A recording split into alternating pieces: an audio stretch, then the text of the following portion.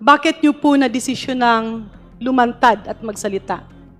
Una po, kailangan din pong malaman na ng mga tao yung kalokohan po ni Atty. Roque na pinoproteksyonan ni BP Sara eh. Huyu, Madriaga. Sinungaling ka, Madriaga.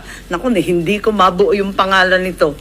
At ang lahat ng gustong marinig at pakinabangan ng mga kasinungalingan mo ay may naghihintay na kwarto sa impyerno. Ako, bilang senador at kapatid ni Bonget, 10 ng mga tunay na nakakaalam ng pangyayari ay may moral na pananagutan na pabulaan at itama ang nakakasukang kasinungalingan ni Madriaga. Inuulit ko, sinungaling ka, Madriaga, at hindi ako papayag na gamitin mo at ng mga kasamahan mo ang oras, ang espasyo, ang dignidad ng kahit na anong opisina o sangay ng gobyerno. Madriaga, ano ba yung paiyak-iyak mo dyan? Cry-cry ka dyan? Hawak mo naman ang script. Hawak ko ang script. Oy, ano naman ang kinalulungkot mo? Talagang ano, may award ka talaga siguro, no? May maleta ka rin. Alam mo, ito si Madriaga. Sinasabi niyang pinagkatiwalaan siya ng milyon-milyon, daan-daang milyon pera. Pero hindi niya mapakita kung empleyado ba talaga siya dati ni PRRD o empleyado siya ni BP Sara o ano, kamag-anak ba siya o ano, driver ba siya. Talagang he has no direct access or connection that he can claim as the basis for the trust and confidence na binigay sa kanya ng daang-daang milyong peras. At hindi naman niya nasabi kung saan ang source nito. Paano mo masasabi ng perang yan ay galing sa masama kung hindi mo man nakita kung saan yan kinuha? Pambira itong committee ni Congresswoman Luistro. Lahat parang affidavit ni Madriaga ay admissible lang. May affidavit na may supplemental pa. Baka naman may extra supplemental pa dyan. Yung extra power tide. Yung gano'n. Grabe kayo. Ang witness nyo ay detainee. Akusado ng kidnapping for ransom. Yan ang star witness nyo. Lahat na sasabihin yan para makawala lang siya dyan sa kulungan. Ano pa itong mga hearsay niya ng mga obviously fabricated na sinabi daw ni former President Duterte na si VP Sara ay bad student, tsaka violent daw sa klase. Bakit? Classmate mo ba siya? Alam mo, kung hindi ka matawa dito kay Madriaga, mababatukan mo to eh. Hawak mo ang script, Madriaga. Sige, iyak ka pa.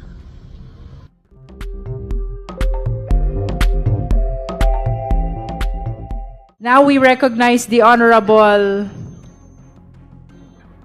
Amben Amante. I'm sorry. Before Honorable Amben, Honorable Tino first. Madam Chair, may I also... Yes, I will list you down. Thank you, Chair. Madam Chair, am I recognized? You may proceed, Honorable Tino. Thank you, Madam Chair. Well, Madam Chair, una, follow-up lang dun sa ni-raise ni Congressman Jokno.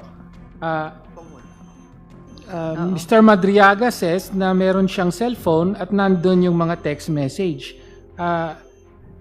Can the committee then subpoena the phone with the text messages, Madam Chair? Anyway, mentioned siya sa affidavit, and I think we should have access to such messages to verify the affidavit. The Chair intends to defer discussion on the issuance of subpoena of further evidence and witnesses until all the resource persons that we have invited have been presented. Please Then- understand that we have a long line of witnesses to present, and each one of them have documents to present as well. So until and unless we are done with them, let us differ from discussing the necessity of issuing subpoena for additional evidence. Honorable Tino. Thank you, Madam Chair. Then I will just make the motion at the proper time. Madam Chair. May I just correct myself in the use of witness? All the persons we invited are resource persons and not witnesses. Madam Chair, That's for the guidance also of the justice members. I would like to make a motion to include the supplemental affidavit to the fourth impeachment complaint, Madam Chair. So I move. You are adopting the supplemental affidavit of Ramil Madriaga in support of the fourth impeachment complaint. Yes. Thank you. Is that a motion, Honorable Abante? I'm making a motion, Madam Chair. So do I hear a second to that? Is there any objection? Hearing none, the motion is granted.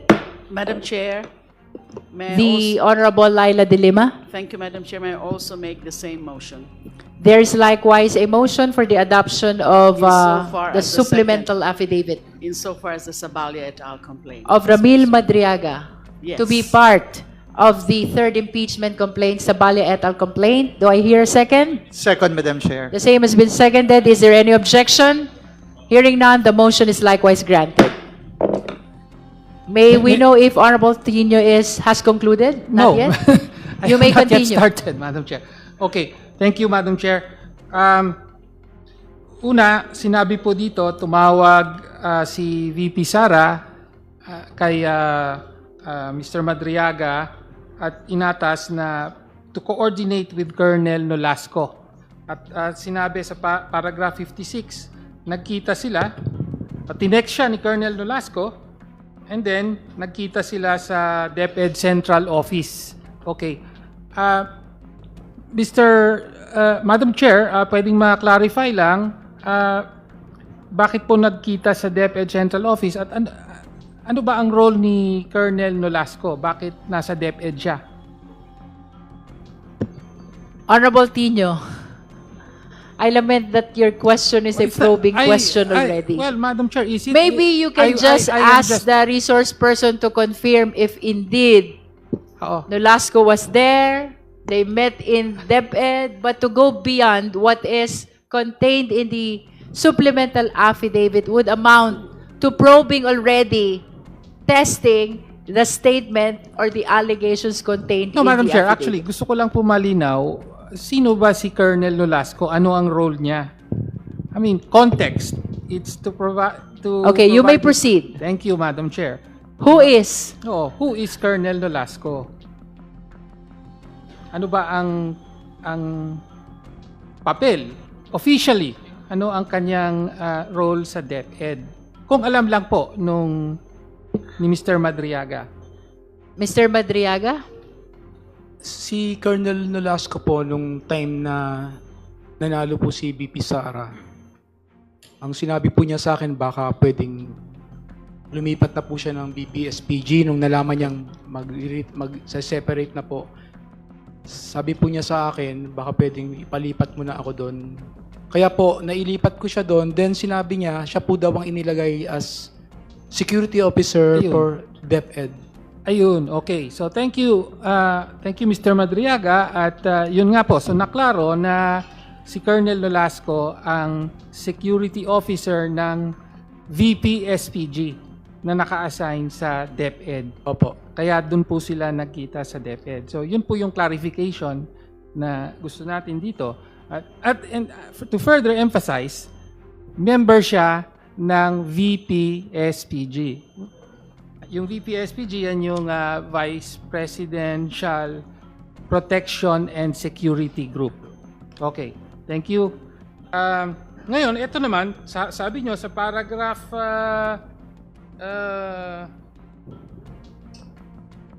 60, at around 3 or 4 p.m., may dalawang sasakyan na dumating. Tapos sabi ni Colonel Nolasco, ayan na. And then, Colonel La Chica appeared with a lady. Okay, si Colonel La Chica naman. Sino po si Colonel La Chica? Si Colonel La Chica po, yung sinabi ko kay Colonel Nolasco na kumuha ka ng magli-lead sa inyo Okay. sa BPSPG. Kasi hindi pa po siya pwede dahil Lieutenant Colonel pa lang po siya nun. So, kailangan po ng full-fledged Colonel. Okay. So, si Colonel La Chica ang head ng VPSPG. Opo, siya po yung naging head. Okay. So, si Colonel La Chica, head ng VPSPG. Tapos, naka-assign siya sa Office of the Vice President. Opo. Tama po. Tapos, ito namang si Colonel Nolasco, VPSPG din, pero naka-assign sa DepEd. At nagkita sila sa DepEd. At may kasama siyang, sabi nyo nga, si Colonel La Chica, kasama niya yung isang babae at meron silang bit-bit na 4 na large dark bags. Tama po. Tama po. So Your sila Honor. ang may dala ng pera. Opo. Okay. At sinabi nyo, Colonel Nolasco told me that each bag contained around 30 million pesos to 35 million pesos. 4 na bag, 30 to 35 million pesos. Opo. Okay.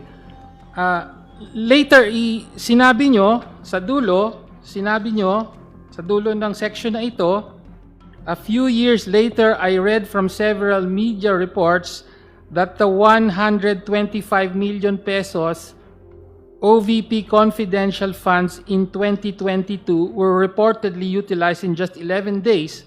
This is wrong because I personally disposed the money in less than 24 hours. No? Bakit po nyo nasabi yun na 125 days? Let me just confirm. Dahil po ba na yung 4 na bag, kapag ka in addition natin, 30 million to 35 million, pwedeng mag-total ng 125 million. Tama po ba? Tama po. Your Honor. Kaya sinabi nyo sa dulo na mukhang ito yung 125 million. Opo, Tama Your po Honor. ba? Tama po, Your Honor. Okay. Tapos, sinabi nyo, yung babae na kasama ni Colonel La Chica na nasa Office of the Vice President, sabi nyo rito, you later learned to be Special Disbursement Officer Gina Acosta. So sabi nyo, nung nagkita kayo, hindi nyo siya kilala. Tama po ba?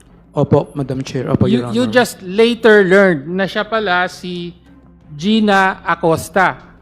Tama po, Your At Honor. siya ay Special Disbursement Officer. Ngayon, mahalaga po itong datos na ito. Could you just please explain yung who I later learned to be? Bakit nyo po nasabing who I later learned to be? Paano nangyari yon? When did you later learn it? Yung unang nakita ko po siya nung time na yon, hindi ko pa po siya kilala. Okay. Tapos nakita ko po siya news nung 2024. Okay. Yung same face po nung babae na nakita ko, yung pagkaiba lang po yung headband. Okay. Na siya po si STO. So Acosta. nakita nyo napanood nyo na lang later sa isang news Opo, report sa sa TV at sabi nyo, yung nakita ko, yung pala si Special Disbursement Officer Gina Acosta. Ngayon, bakit po importante yung datos na yung detalyeng ito? Dahil just for the record, Madam Chair, ang Special Disbursement Officer ng Office of the Vice President, siya yung direktang inappoint ng Vice President para humawak at mamahagi ng confidential funds. Yun lang po ang gusto nating manote dito. Okay. Tapos sinabi nyo, may 4 na bags, tapos nag-deliver kayo on the day of December 20 up to the morning of December 21. Opo. Tama po. Okay. Importante rin po yung dates na yun, Madam Chair, kasi December 20 na-release, ayon sa COA, pwedeng ma-confirm ng COA later, doon na in cash pala. Doon na in cash. December 20 was the day on which the confidential funds, the 125 million peso confidential funds was encashed. That is your manifestation. Yes, it's a manifestation. Okay. Nagbibigay lang po tayo ng context dito sa statement, Madam Chair. Okay. Tapos, tama po ba na yung isang bag ay binigay nyo sa mga tauhan ng, sabi nyo, a politician, no, sa Kabuyao? Tama po ba? Kabuyao, Laguna. Tama po, Madam Chair. At Tama sabi po, nyo, Your the Honor. first bag for a politician in Laguna. Tama Tama po. Okay. Sino tong politician? That's a probing question already, Honorable Okay. Paano Tino. nyo nalaman na politician? Ayun po yung sinabi sa akin ni BP Sara. Okay. Bawi tayo sa kanila. Okay, bawi tayo sa kanila. Ano ibig sabihin ng bawi tayo sa That's kanila? a probing That is a question probing already, question. Honorable Tino. Okay. Sige. So, nagbigay kayo ng isang bag Opo. sa politician o para sa politician. Hindi yung politician ang direktang binigyan nyo. Hindi po, may May representative po tauhan. siya. Okay. So, nagbigay kayo ng isang bag, possibly 30 to 35 million. Tapos yung pangalawang bag, binigay nyo sa isang tauhan ni Attorney Munsayak. Tama po ba? Hindi ko po alam kung tauhan niya yun, pero sa taas po namin nilagay nung kasama ko. Nandun din naman po ako. Okay. Hindi nyo alam. Basta nandoon siya. Hindi ba tinuro kayo sa itaas? Opo, sa taas Sino ang po. nagturo sa itaas? Si Attorney Reynald Bonsayak po. O, si Attorney Munsayak, tinuro ka sa itaas, tapos dun sa itaas, inabot mo yung pera. Tama po ba? UC. Kami po, si Arman po mismo yung nag-abot yung kasama Si ko po. Arma, hindi yung kasama mo. Opo. Kasama ka rin sa taas. Siya po yung umabot sa second floor, ako po halfway doon sa may platform. Halfway lang. Okay. Tapos sabi mo dito sa affidavit mo, paglabas nyo,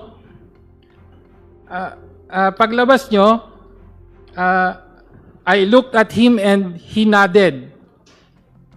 Opo. Tama po. Your Honor. Ibig sabihin, Tama po. nagtanguan kayo. Opo. Okay, so parang acknowledgement dun sa transaksyon. Opo. Okay.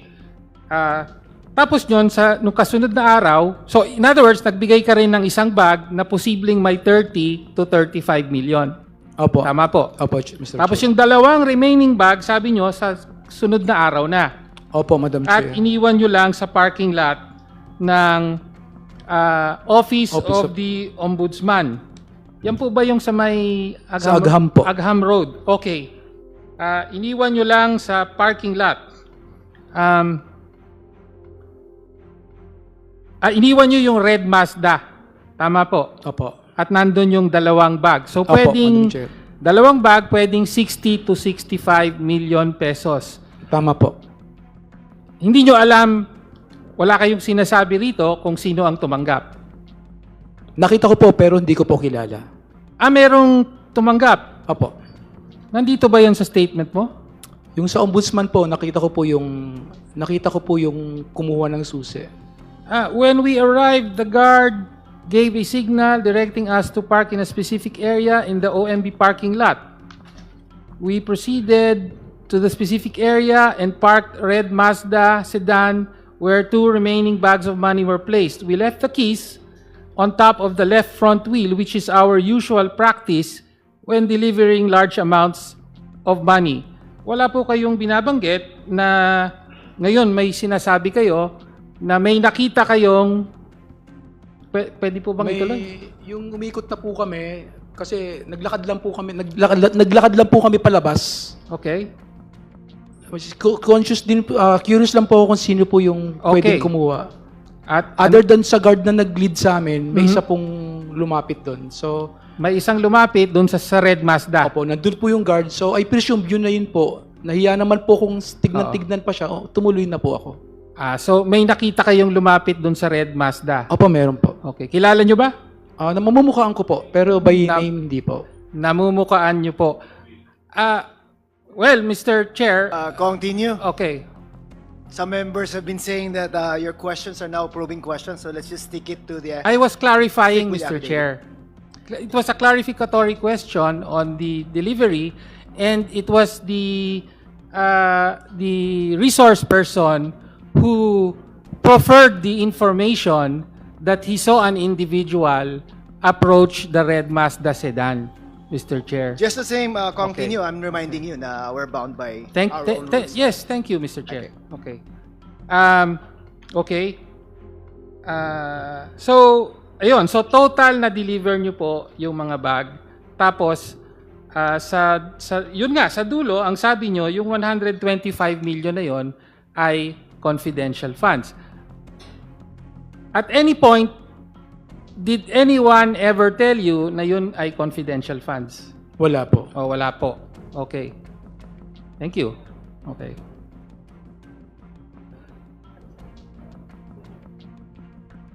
Thank you. Are you Yun na done, po. continue? Thank Okay. you.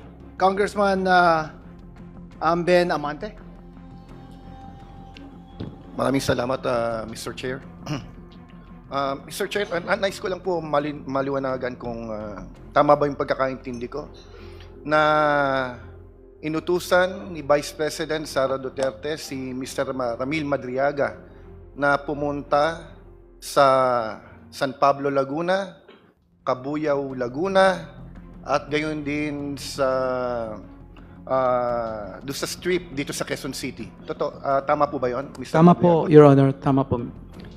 Natuloy po ba kayo na pumunta ng San Pablo, Laguna? Nakapunta na po ako. Pero yung time na inutusan kayo ng ating pangalawang Pangulo, natuloy po ba 'yon? Hindi po kasi along our way po somebody called us up. Then just to meet instead in somewhere in Cabuyao. So yung imimit nyo sa San Pablo, iminit nyo na rin din sa Cabuyao. Opo, sa loob po ng industrial park. Curious lang ako, Mr. Chair, Mr. Madriaga. Ako taga San Pablo ako eh. Opo. Oho. Sino po ba iminimit nyo sa San Pablo, supposedly? During our Congressman Amante. Let's limit it to what's stated in his affidavit na lang. Or can you ask if he remembers na lang siguro kung sino? Okay, thank you. Again, next question. About naman po ito dun sa una niyong sinumpaang salaysay. Paragraph 26, you referred to the magnetic lifters that allegedly contained metaphenamine hydrochloride. Ngunit nabanggit din ninyo na hindi natuloy ang pagkuha nito. Maaari po bang makonfirm na totoo na hindi po talaga natuloy yung pagkuha ng magnetic lifter? hindi po. Kino-confirm ko po na hindi ko po nakuha yon. Hindi po natuloy. Pero dito po sa salaysay na sinumpaan po ninyo, pinahayag po ninyo dito na ito pong magnetic lifter ay naglalaman ng methamphetamine hydrochloride. Ito po ay personal po niyong nakita doon sa magnetic lifter. Later ko na po nalaman yon nung na meron siyang laman na methamphetamine hydrochloride. Later ko na po nalaman yon. So hindi niyo po actual na nakita doon sa magnetic lifter. Ay, hindi po. Sa news lang po. Okay. Maraming salamat po, Mr. Chair. Thank you, Congressman Amante. Congressman Nasal?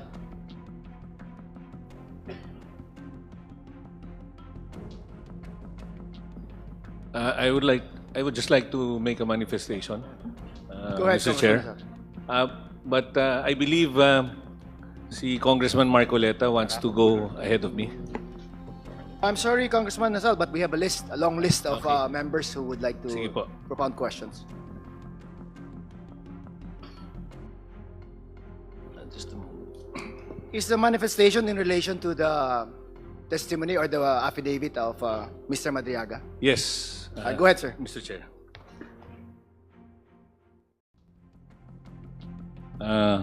Mr. Chair, honorable members of the Justice Committee, magandang hapon po. I make this manifestation not to delay these proceedings, but to place on record matters that go directly to the credibility of the witness and the reliability of his affidavit in the interest of truth, fairness, and the integrity of this impeachment process. Congressman Nasal, we are here to determine probable cause lang, no? And Opo. the credibility of the witness should not be put in question because that should be in the Senate trial po. No? So if your manifestation is in line with that, I would suggest that we defer that manifestation and leave it to the Senate to determine the credibility or the testimony of Mr. Madriaga. I defer to your wisdom, Mr. Chair. Thank you, Congressman Nasal. If you have questions, though, I would allow you to ask questions.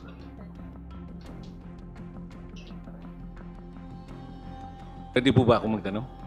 As a You're non-member? on the list po. Yeah. For as long as it's not probing questions nila and in line with the affidavit of Mr. Madriaga. Sa next na lang po na pila. Okay. Thank you. DS Konghun. Thank you, Mr. Chair. Some clarificatory questions lang po. Mr. Madriaga, sinabi mo na yung kaso mo na isinampa laban sa iyo ni Attorney Roque bilang ganti sa paglantad sa kanyang activities sa Mariveles, Bataan, kasama ng kanyang mga partner sa Pogo. Tama ba sinabi mo yon? Tama po, Your Honor. Sino-sino yung kanyang mga partner? I'm sorry, but that is not allowed, DSJ. Could you please rephrase your question? We have to limit our line of questioning dun lamang po sa nakasaad sa affidavit. Tinitingnan ko lang, Mr. Chair, kung alert ka pa kasi para kanina inaantok ka eh. So, chinecheck ko lang kung alert ka. Tama ba na kaya mo ginawa yun ay dahil sinubukan mo lang na tulungan yung mga magsasaka na bibigyan sana ng Certificate of Land Ownership and Award ng Department of Agrarian Reform, Mr. Madriaga? Tama po, Your Honor. Tama rin ba na kaya mo ginawa yon ay tama rin ba na gusto nyong gawing Pogo Hub sana ni Attorney Roque kasama ng kanyang mga kasamahan yung lugar na yon ayon sa inyong affidavit? Opo, Your Honor. Para magawa niya yon, kailangan niyang ilipat yung titulo ng lupa sa pangalan ng First Bataan Mariveles Holdings Corporation. Tama ba? Opo, Your Honor. Nabanggit mo din na ang presidente at CEO nitong korporasyon na ito ay si Danny Coral, na siya rin ay isa sa mga incorporator ng Lucky South 99 Outsourcing Incorporated at Lucky South 99 Corporation. Tama Opo, Your Honor. At itong dalawang kumpanyang ito ay nag-ooperate din ng ayon sa iyong salaysay, ay nag-ooperate din ng Pogo Hub sa Pampanga. Tama ba? Opo, Your Honor. Nabanggit mo rin sa iyong supplemental affidavit na sinabi mo na sinabi sa iyo ni PPRD na tatakbo na lamang bilang VP ni VBM si VP Sara. Tama ba? Tama po, Your Honor. So nililinaw ko lang yung affidavit mo, Mr. Madriaga. Opo. Sinabi mo din na nabanggit ni PRRD na nag-meeting sila ni BBM para pag-usapan ang posibleng alyansa sa 2022 national elections. At dito na pagdesisyonan ni VP Sara na tatakbo na laban siyang Vice President. Tama ba? Tama po, Your Honor. Okay. Nabanggit mo din sa iyong affidavit na sa 2025 ay voluntaryong bababa sa pwesto si PBBM para si VP Sara ang maging presidente at maaari pang tumakbo muli si VP Sara sa 2028. Tama ba? Sinabi mo ba ito? Opo, yun po yung pagkakasabi sa akin ni former President Rodrigo Duterte. Okay. Dinagdag mo na pagkatapos ng oath-taking ni VP Sara ay nagkaroon ng pagpupulong si PRRD at ang retired general sa AFP kung saan ay present ka din. Tama ba? Tama po, Your Honor. Dito pinag-usapan ang posibleng, ayon sa iyong salaysay, dito pinag-usapan ang mga posibleng paraan para mapatanggal si PBBM sakaling hindi siya voluntaryong bababa. Tama ba yung Tama testimony po, mo? Madam Chair. Sa katunayan, sinabi mo din na kasama sa mga posibleng gawin ay ang assassination, mass resignation of government officials, civil disobedience, at even an armed assault sa Malacanang Palace. Tama ba ito, Mr. Madriaga? Tama po, Madam Chair. Tama po, Your Honor. I have no more questions, Madam Chair. Maraming salamat. Next in line is the Honorable Elago. Yes, Madam Chair. Dito sa page 22, paragraph 74 ng supplemental affidavit ni Resource Speaker Mr. Madriaga. Sinabi niya ho na mali ang naiulat ng paggamit sa loob ng 11 araw ng 125 million pesos na OVP confidential funds noong 2022. Tama ho ba ito? Tama po, Madam Chair. Ang ginamit ho na salita dito sa supplemental affidavit ay personally disposed. Opo, Madam Chair. I quote, personally disposed. Ano ho ang pagkakaiba nito doon sa reportedly utilized? Doon sa 11 days versus doon sa sinabi nyo dito na personally disposed the money in less than 24 hours. Yung utilize po kasi sa pagkakaintindi ko, meron dun akong kinalaman personal. Ang dispose po, hindi ko po yun utilize, I just delivered it. Somebody disposed it. Or somebody, other than me, I dispose it to them. Sila na po yung nag-utilize, sila na yung gumamit. Labas na po ako sa pag-utilize nun. Pero ho, sa pagkakaintindi ninyo, naubos na yung 125 million na OVP confidential funds sa loob lamang ng 24 hours. Opo, exactly po, 18 hours po siguro. That's all, Madam Chair. Thank you. Thank you, Honorable Elago. Next is the Honorable DS Janet Garin. Madam Chair. Thank you very much. Are you Madam still Chair. okay, Mr. Madriaga? Opo, Madam Chair. You can still continue? Opo, Madam Chair. Because I know it's past lunch already and you haven't taken your lunch. Okay lang po, Madam Chair. You can still continue. Opo, Madam Chair. Okay. Honorable Garin. Maraming salamat, Madam Chair. Maraming salamat rin sa ating mga kasamahan at sa ating resource persons. Mr. Madriaga, Dr. Madriaga, on number 14 hanggang number 18 ng iyong sinumpaang salaysay, ang nasabi dito, ikaw ay nabigyan ng 25 million pesos ni former President Duterte para bumili ng mga high-end motorcycles. Tama po ba ito? Tama po, Madam Chair.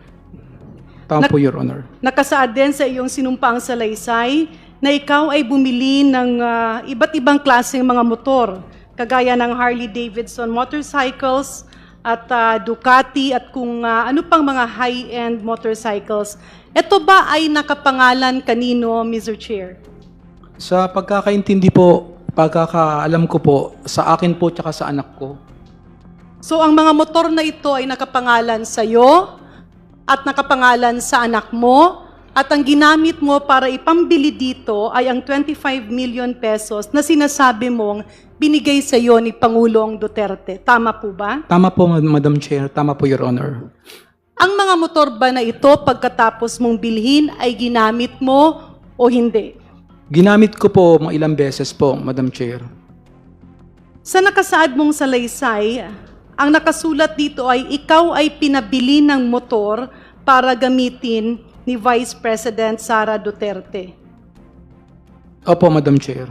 So ibig sabihin, nabigyan ka ng pera, binili mo, at ginagamit mo jointly with the Vice President, or ikaw yung unang gumamit at pinagamit mo? Ano po ba ang context? Honorable mo? Garin, I have to prevent that question I because submit- that is outside the supplemental affidavit already. I submit, Madam Chair. You Let may me proceed. rephrase my question. Nabigyan ka ng 25 million pesos ayon sa iyong sinumpaang salaysay at binili mo ito ng mga motor. Do I understand it correctly? From number 14 to number 8, number 16 of your affidavit na ang binili mong mga motor ay sa pangalan mo pero ginagamit ng ibang tao? Ako po ang gumamit lang, saka po yung anak ko. Okay. Let me move to further questions, Madam Chair. On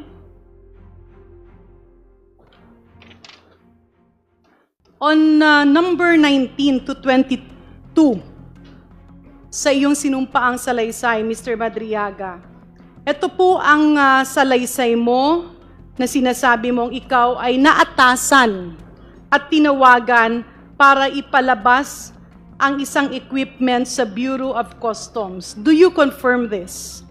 Opo, Madam Chair, I confirm it. At ang sinasabi mo na ipinapalabas sa iyo ay nalaman mong merong lamang hot item. Do you confirm this? Opo, I confirm, Madam Chair.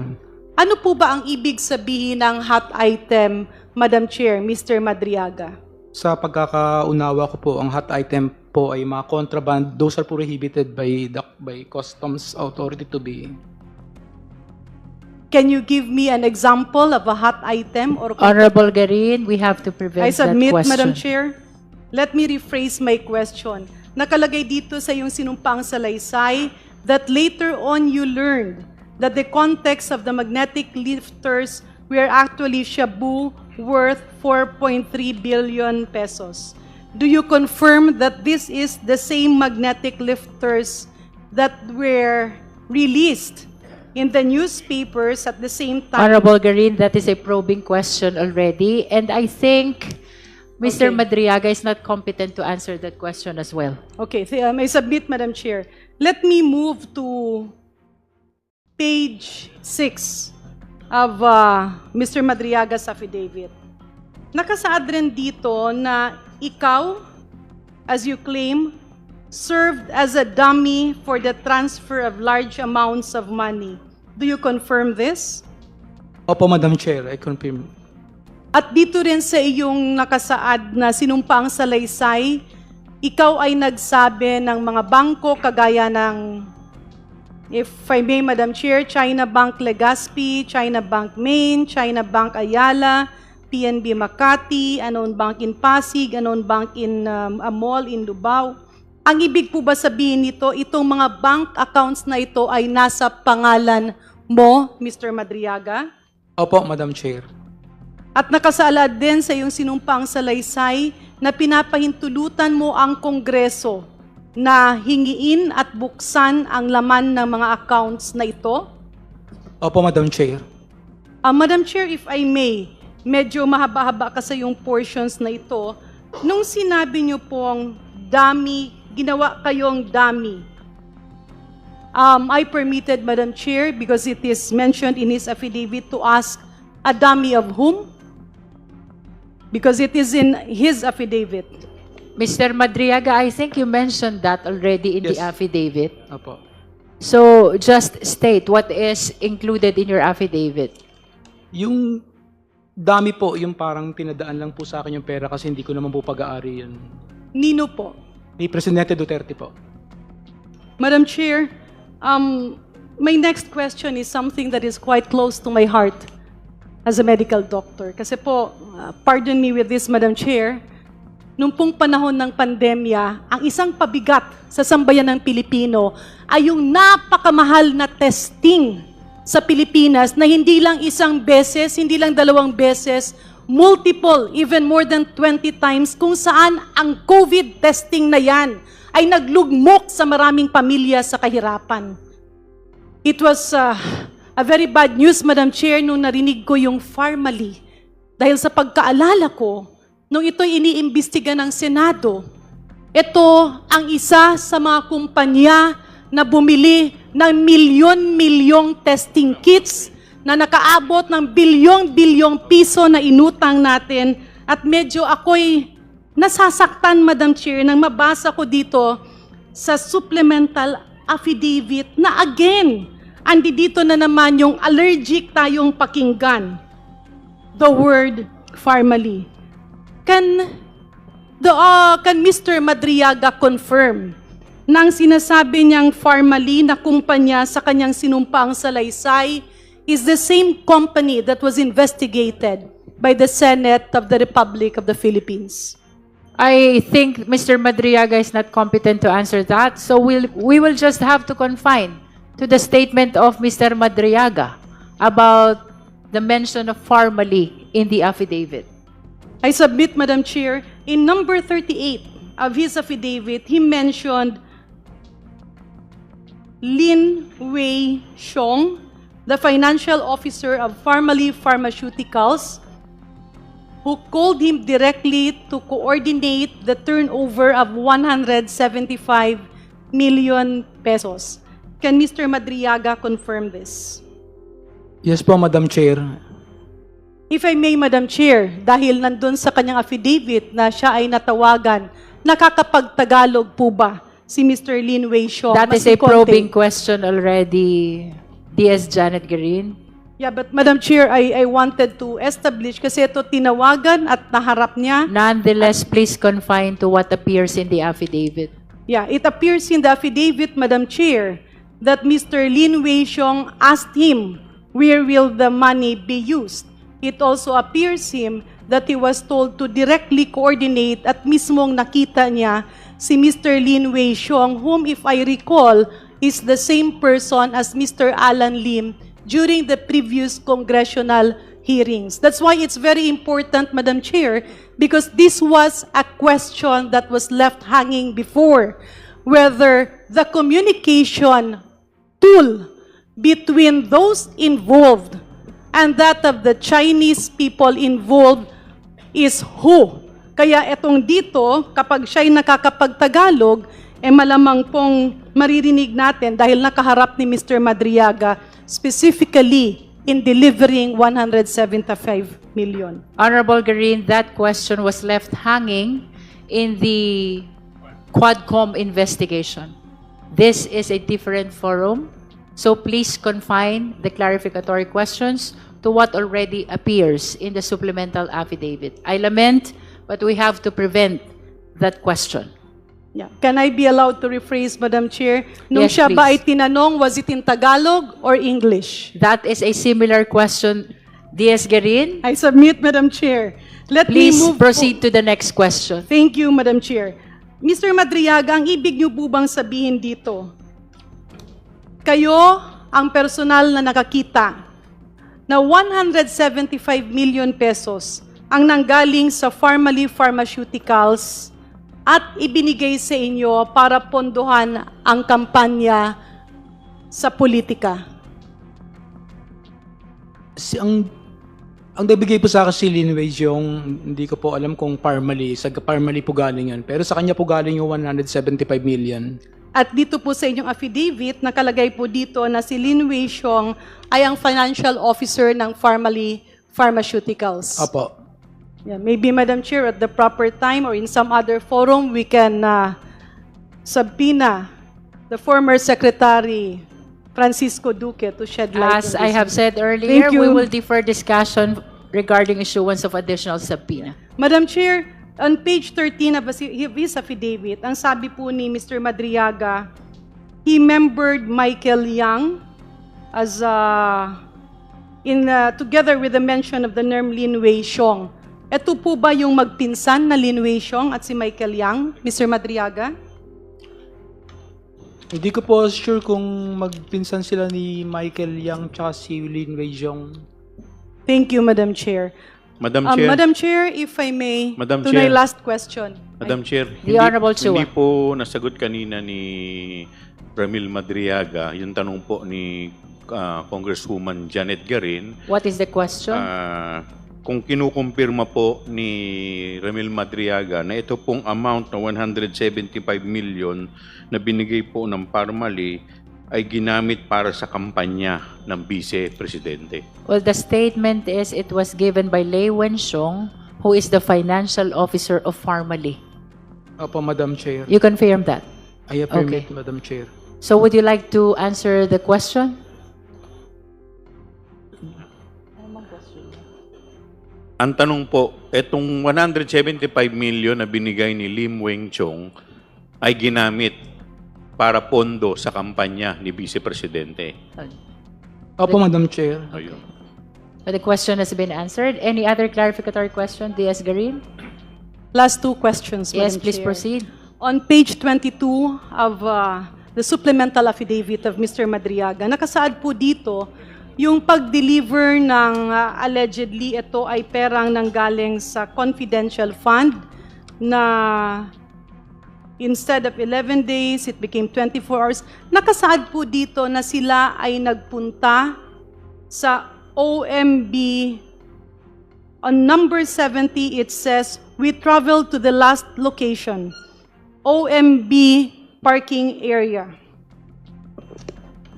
On number 71, it again mentioned, when we arrived, the guard gave a signal directing us to park in a specific area in the OMB parking lot. Ano po ba ang OMB, Mr. Madriaga? Anong opisina po ito? Office of the Ombudsman po, Madam Chair, sa Agham Road sa QC. And do you confirm na itong mga sinasabi mong transport deliveries, kasi nakasaad dito sa number 72, dineliver mo ito sa panahon na ang ombudsman is Ombudsman Samuel Martires? Opo, Madam Chair. Ito ba, because it's mentioned in your affidavit, number 70 to 72, ikaw ay nag-deliver, but there's also a mention of previously and upon direct instructions, you have delivered money to Ombudsman Samuel Martires or Attorney Ryan, which is usually placed inside an open trunk of a designated car. Ang ibig mo po bang sabihin dito ay hindi lang po isang beses na ikaw ay nakapaghatid ng pera sa Ombudsman's office? Opo, Madam Chair, I delivered sometime before. So it's not once, Opo, Madam Chair. more than once, More than once po. more than twice, Yes, Madam Chair. more than I submit, Please, Madam please. Chair. I was just trying to It's enough that awaken. the resource person mentioned Yeah, last two question. specific allegations on that. Okay, last question, Madam Chair. On page 23, medyo nalito kasi ako dito, number 76. Your statement said, when you entered the office of Jail Warden Sabiniano, he asked you, tinanong ikaw, kung kilala mo si Attorney Joyce. And you replied, Joyce dapat. Ang sinasabi mo ba ditong Joyce dapat is a lawyer? Is Attorney Joyce and Joyce dapat, is Attorney Joyce being referred to by the jail warden and the Joyce dapat being referred to by Mr. Madriaga ay iisang tao lang po, Sir Ram? Opo, Madam Chair. Siya po yung presidente ng Kislap. Kaya Can you say that again? Presidente ng Kislap po. Kislap. Opo. Counterpart po ng ISIP. Joint po kami. Alright. Ang You may ano po continue. yung kislap? Kay Inday Sara Lilipad ang Pilipinas. Can I hear it again, Madam Chair? Medyo malayo po yung Please say it again. What microphone. is Kislap? Kay Inday Sara Lilipad ang Pilipinas. Kay Siya po ang presidente ng si Attorney Joyce dapat. What you are implying is that Attorney Joyce and VP Sara are good friends or magkakilala.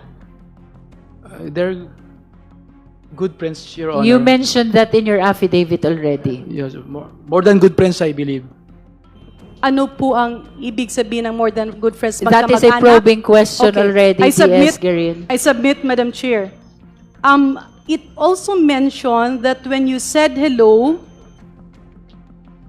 you recognize the voice of the Vice President. Can you confirm this? Yes, Madam Chair, I confirm. Ibig bang sabihin, maraming beses na niyang narinig ang boses ng Vice Presidente, enough for him to recognize that voice? Him, are you, what, whom are you, She is are you referring to you, Mr. Madriaga. Yes, over the phone po, many times. So sigurado po kayo na ang nakausap niyo nung binigay sa iyo ang telepono? He already stated that in his affidavit. Madam Chair, of course, if I may, may very last question. Naiintindihan po natin na medyo mabigat, no, ang supplemental affidavit na binitiwan ni Mr. Madriaga. Meron po bang nagpilit sa iyo o nagbigay ng kung anumang mga promise or pabor before mo ito sinumpaan o isunulat, Mr. Madriaga? Wala po, Madam Chair. Hindi ka po ba napilitan na gawin ang anong komento o affidavit na iyong sinabmit? Hindi po ako napilitan, Madam Chair. Wala bang pangakong palayain ka sa kulungan kapalit ng pagtestigo na ginagawa mo ngayon? Hindi po ako humihingi ng anumang kapalit sa paggawa ko ng salaysay ko. Bakit niyo po na desisyonang lumantad at magsalita? Una po, kailangan din pong malaman na ng mga tao yung kalokohan po ni Atty. Roque na pinoproteksyonan ni BP Sara. Yung land grabbing po na yun, maliit na portion lang po yun ang ginagawa nila. Naniniwala po ako sa buong Luzon na marami po, Zambales, Pangasinan, La Union, Cagayan. Kailangan ko na po magsalita para dun sa mga magsasaka. Hindi lang po yung magsasaka ng Maribeles o Bataan, pati po sa iba. Thank you, Madam. Thank you very much, Madam Chair. Maraming salamat, Mr. Madriaga. Maraming salamat sa lahat. Thank you. The next to raise clarificatory questions is the Honorable De Lima. Thank you, Madam Chair. Before I ask my questions, and my questions will be focused only on 3 points because some of the points I needed to raise were already covered by Deputy Speaker Garin. Just a very brief manifestation, is sort of a complement to what was stated by the Vice Chair, Keith Flores, relative to yung credibility. That credibility of witnesses at this point is not really considered yet. Let me point out the case of, I know this very well because I'm the petitioner here, De Lima versus Guerrero. De Lima versus Judge Guerrero, GR number 229781, October 10, 2017. Sabi po ng Korte Suprema, the court clarified that the admissibility of evidence, property value, and the credibility of the witness are matters that are best left to be resolved in a full-blown trial. Dito nga sa kaso na ito, lumampas na po ito sa preliminary investigation. Nandun na po dun sa pag-file namin ng motion to quash. When my lawyers filed a motion to quash in the very first drug trafficking or conspiracy to commit illegal drug trading filed against me, which you know has been dismissed ultimately. But now, that was at that stage, meaning nasa korte na. Pero wala pa yung full-blown trial. Wala pa yung trial on the merits. Lampas na ng preliminary investigation. That was only when my motion to quash was denied by the lower court. So my lawyers went to the Supreme Court. I was questioning the very credibility of those witnesses against me. And the court said very clearly, verily, I quote, the admissibility of evidence, their evidentiary weight, property value, and the credibility of the witness are matters that are best left to be resolved in a full-blown trial. So ibig sabihin, within the context of an impeachment case, nasa Senado na po yung tungkol sa issue of credibility. But syempre, that is really the strict general rule, but hindi naman pwede namang sabihin, hindi pwedeng sabihin na absolute rule na talaga. Kasi lininaw din po sa Navarro versus Cornejo na this is GR number 263329, February 8, 2023. The court cautioned against a mechanical approach, stating that to ignore glaring and manifest inconsistencies would be to abdicate the prosecutor's duty to screen cases properly. Take note, ang magiging exception lang na pwedeng i-consider yung issue ng credibility of a witness before us, before these proceedings, which is akin to preliminary investigation kapag glaring and manifest inconsistencies. But balik po tayo sa general rule. So ang nasasabi po sa De Lima versus Judge Guerrero, it establishes that while prosecutors may consider the evidence presented, they are not expected to make definitive credibility determinations at this stage. So yun po, malinaw po yan. That's Yes. a jurisprudential ruling. The committee appreciates the jurisprudence shared by the Honorable De Lima. Thank you, Madam Chair. I proceed That to my... jurisprudence, I believe, involves you as well. Yes, I was the petitioner. in Yes, that as case. the And the Supreme Court accused. dismissed my petition, and therefore trial proceeded. Trial what on the is merits. clear is that issues pertaining to credibility of witness from the jurisprudence that was shared must be tackled in the trial of this impeachment complaint. And that should happen in the Senate, not here in Tama the po yun. Justice Committee. Tama po yun, Madam Chair. 3 points, 3 factual points. I suppose and I hope this will fall within clarificatory questions and not probing questions. Sa simula po ng... Kindly speak closer to the microphone, Honorable De Lima. Thank you, Madam Chair. I'm looking at the supplemental affidavit. And dun po kasi sa narration about yung pagpunta sa DepEd Central Office. Mr. Madriaga. By the way, Mr. Madriaga, nice to see you again. Nice to see you po, ma'am. Maraming Again, salamat po. after December 8. Opo, Madam Now, Chair. in fact, noon, at least I can say now na medyo may pagka-relax po kayo ngayon because Opo. what I recall is that nung una kayo nakausap ng December 8, haggard na haggard po kayo. At Opo. meron din mga punto doon na nakita ko nagiging teary-eyed kayo nung kausap ko po kayo. Opo, Okay, Madam so Chair. my question. Doon sa pagpunta sa DepEd Central Office, yung sabi nyo nga po, under paragraph 60, at around past 3 or 4 p.m., 2 government vehicles with red plates entered the DepEd compound, and then Colonel Nolasco told me, ayan na, ayan na. Colonel Lachica appeared the lady who I later learned to be Special Disbursement Officer, SDO Gina Acosta. Now, sabi niyo po, at that point, di niyo pa alam na siya si Gina Acosta. Opo, Madam Chair. Pero subsequently, nalaman niyo po na siya si Gina Acosta. Opo, Madam Chair. Kung magpapakita po tayo ng photo sa Gina Acosta, ma-identify niyo po kuya siya. Maalala niyo pa po siya. Siguro po, Madam Chair. Siguro. Honorable De Lima, I lament that showing picture will entail probing already Okay. I the submit. statement of the resource person. I submit, Madam Chair. Second point, dito rin po, tungkol din po sa pagpunta nyo sa DepEd Central Office. Nakasabi po na meron kayong kasamang 4 na mga tao, mga Opo, lalaki. These are Richard Peralta Babagay, or Richard, Arman Villanueva, Arman, a certain Chief, and a certain Ruel Noel. Yes, Madam Chair po. And in fact, in subsequent paragraphs, madalas yung nababanggit din si Arman and even itong si Richard. Opo, Madam Chair. Mga sino po sila? Si Richard po, yung kasama ko sa Board of Director ng EC Pilipinas. Si Arman naman po, may sarili siyang security agency na nagpo-provide ng mga protection agents. At sino naman po itong a certain chief? Dati po siyang sundalo. Hindi niyo po maalala yung pangalan? Si Arman po kasi parang subcon po siya sa akin eh. Ganun po yung arrangement namin.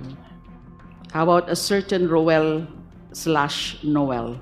Siya po yung assistant ni Arman Villanueva. Siya yung assistant ni Arman Villanueva. Opo. Nasaan na po sila ngayon? Nung nakakulong po ako, dos namatay, hindi ko po alam kung pinatay o namatay si Arman. Nawala na po sila, kanya-kanyang tago na po. Namatay si Arman Villanueva. Alam niyo kung ano ang cause? Sinabi po sa report, suicide, pero hindi po ako naniniwala. Bakit po kayo hindi naniniwala? Honorable De Lima, we have to stop on that. Thank you, Madam Chair. I submit. How about itong si Richard Peralta Babagay? Kasama ko pong co-accused ko po ngayon po sa kaso, Madam Chair. Kasama mo, co-accused. Opo. So he is also detained. He is also a PDL, person deprived of liberty. Opo. Siya po yung nasa gitna namin ni BP Sara nung inabot yung plug. Siya po yung nasa gitna namin, dalawa. Nakapiit o nakakulong din po ba siya sa BJMP facility? Opo, kasama ko po, Madam at Chair. Cabagong Diwa, Taguig City? Opo, kasama ko po. Okay. So Arman ang namatay, yung iba nandyan pa sila? Opo. Okay. Sinumahan kayo doon sa pagpunta sa DepEd? Opo. Saka sa mga deliveries na yun? 5 po kami. O so makakapag-corroborate sila? Opo. Nakita rin nila yung mga duffel bags? Opo. Okay. My last point, Madam Chair. Proceed, Honorable De Lima. Paragraph 80. Pakita ho natin ang paragraph 80 of the supplemental affidavit. Secretariat. Can we flash paragraph 18 of the supplemental 80. affidavit? 80, Madam Chair. 80. 80. Paragraph 80. Yes, Madam Chair.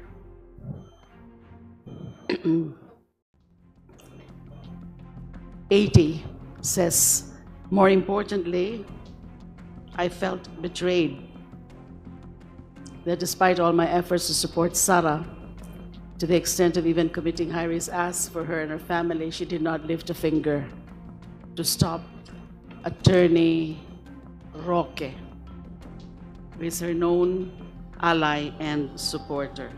So na makikita po dito so you felt betrayed dahil hindi Opo, kayo tinulungan Opo, Madam Chair. nung kinasuhan na kayo ni Attorney Roque. Opo, Madam Chair. So ito ho ba ay pwede ho ba nating masabi na galit kayo kay VP Sara?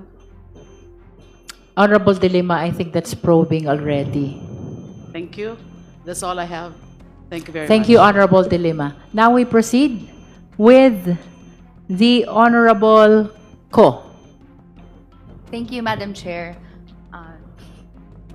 Para din po sa kapakanan ng publiko, gusto ko sanang matanong kung nagkaroon na po ba ng pagkakataon si Mr. Madriaga na i-total ang lahat ng mga amounts na ina-allege po niya sa kanyang affidavit and supplemental affidavit. Bale, sa pagkakaalam natin, ito yung naaalala niya na nahawakan niya, may instruction sa kanya na i-receive or i-disburse. Meron po ba na kayong chance na matotal? Tinry ko po kasing i-total. Tapos gusto ko lang pong ipadaan sa inyo kung naaalala nyo or nagkaroon na po kayo ng chance na lahat ng mga inallege ninyong amounts, na-total nyo na po ba lahat? Meron po akong total dati pero depende po kung anong pick up po, kung para saan. O kung labas po ng bansa, o kung ipapaabot lang, o para sa amin sa isip. Nag-focus po ko yung para lang sa amin sa isip during the campaign. Okay. Ano po yung naaalala nyo na total? Nasa na 1 nasabi billion, nyo? nasa 1 billion din po. Nasa 1 billion. Opo. Okay. For the interest of the public, Madam Chair, gusto ko rin pong i-run down lahat ng amounts na inallege, kung aari po. We proceed. That is by way of your manifestation. So Yes. long as all the informations, the statements that you will be making are contained as well in the supplemental affidavit. Yes. You may proceed. Thank you, Madam Chair. And in every step naman po ay ipo-point out natin kung anong paragraph po nakalagay sa supplemental and original affidavit ni Mr. Madriaga. So, dito po according to paragraph 10, merong 250,000 at siguro po una pong clarification, meron pong amounts in the supplemental and the original affidavit that hindi po saklaw or hindi po in relation to VP Sara but to PRRD. Tama po ba, Mr. Madriaga? Tama po, Madam Chair. Okay. Madam Chair, for example, paragraph 10 of the supplemental affidavit points out ang una niyang nakuha sa pagsimula ng relasyon nila with PRRD ay isang 150,000 and isang 100,000. So 250,000 in total. Tama po. Then, in paragraph 14, may marireceive na 25 million, no, sometime in 2021, para po sa kampanya ng ISIP. Tama po ba? Tama po. And subsequently, ginamit to para pambili ng iba't ibang mga kagamitan. No? May 2 Harley-Davidson motorcycles, may 2 Ducati motorcycles, may 7 Yamaha motorcycles para po sa mga miyembro ng ISIP. Tama po ba? Tama po, Madam Chair. Okay.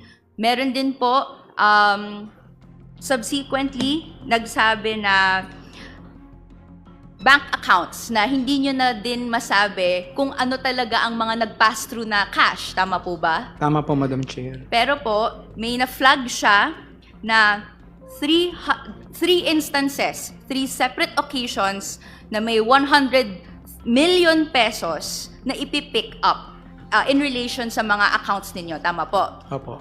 Okay. Then meron din po 2 manager's checks na inattach niya rin po as annexes. Yung isa, 84,200,000. Yung isa, 4,800,000. This is paragraph 27 of the supplemental affidavit. Tama po? Tama po, Madam Chair. Okay. Then meron din po last, no, mga tuloy-tuloy na efforts na magkampanya yung ISIP. Meron pong 175,000, no, from na Million po, 175 million according to paragraph 38 from Lin Wei Xiong. Tama po? Opo, tama po. And then lastly, merong 100 million from Maestrado Lim, paragraph 42. Tama po. Okay. Other than this, no, meron din pong na point out sa original affidavit, no, this is 1 billion, paragraph 22, first quarter ng February 2020, no, to be picked up at Jollibee Kamuning, Quezon City. Tama po? Tama po, Madam 1 Chair. billion ito. Separate po ito doon sa kung ano yung nakalagay sa supplemental affidavit. No. Hindi ko na po na-mention pero meron pa pong isa, 15 million delivered to Attorney Ryan at Ombudsman, paragraph 41. Tama Opo, po? Madam Chair. Pero kung ito total ko po lahat ng minention ko, hindi ko po i-count yung 15 million dahil parang hindi din nasabi kung saan galing, no? That is 1,689,250,000 na dumaloy sa kamay po ni Mr. Madriaga at the instruction of PRRD. Ang iilan dito para po sa benefit ni VP Sara Duterte and her campaign. Tama po ba? Tama po. And hindi pa po kasama dito yung nakalagay sa original affidavit na dito po niya sinasabi na may direct instruction si VP Sara Duterte and her team na i-handle niya. Specifically, yung na-exhaust na po sa other questions, yung 125 million pesos in 4 separate bags, each containing 30 to 35 million pesos. Tama po ba? Tama po, Madam Chair. Yan po. And then lastly, 80 million pesos around the same time. This is in paragraph 19 of the original affidavit, instructed by Colonel Nolasco. Tama po ba? Tama po, Madam Chair. Clarificatory question po in this particular paragraph. Bakit po stinate nyo sa affidavit itong 80 million na ito? Bakit po? Pakiulit po.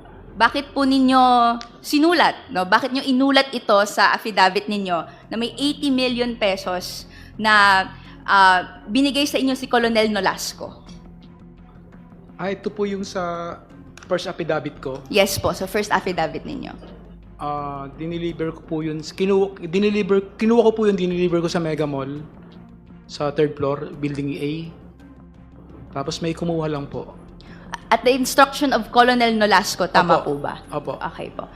Sinabi niyo po dito, around the same period, bago po kasi itong paragraph na ito, yung mga earlier paragraphs ba tungkol doon sa confidential funds. Pwede po bang maklarify dito kung kailan po ba itong instruction na ibigay sa inyo?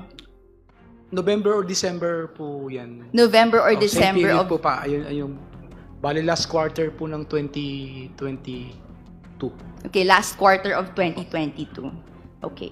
Kung ito total naman po, lahat ng mga amounts na may dumaloy na instruction as alleged po ni Mr. Madriaga kay VP Sara Duterte and her team through Colonel Nolasco, ang total po niyan ay 205 million pesos. And it was during her incumbency as the Vice President. So, malaking amount po ito, not an amount to scoff at, no. Ilang mga classrooms ba? Ito na po, manifestation ka na po to, Chair. 500 classrooms ang kaya magawa ng 125 million. Kung nakapeg nga po ay 250,000 per classroom. What more kung idadagdag pa tong 80 million, and what more ang dumaloy na 1,689,250,000 sa kamay po ni Mr. Madriaga. And this is not even accounting lahat po ng pera na dumaloy sa kanyang accounts, and hindi po niya maalala dahil hindi po nakalagay po dito sa affidavit. So, siguro yun po ang gusto kong clarifications na gusto i-make as to the amounts, no? My next set of questions, relation na lang po doon sa land grabbing case. To clarify first preliminarily, Madam Chair, nasa records na po natin yung letter na sinulat po ni Mr. Madriaga kay Honorable Laila de Lima. Am I correct, Madam Chair? Can I hear it again? Just to clarify, kasama na po ba sa records natin at pwedeng matanong kay Mr. Madriaga yung tungkol sa contents ng kanyang handwritten letter kay Honorable No. Laila de Lima? No, not No. yet.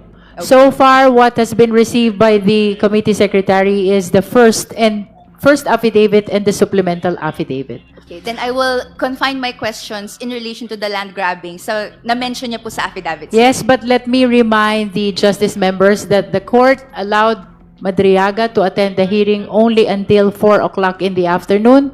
So please confine your clarificatory questions to the most important questions because we still have a long list here of justice members who wishes to avail of this clarificatory hearing. Thank you, Madam Chair. I'll make it very brief.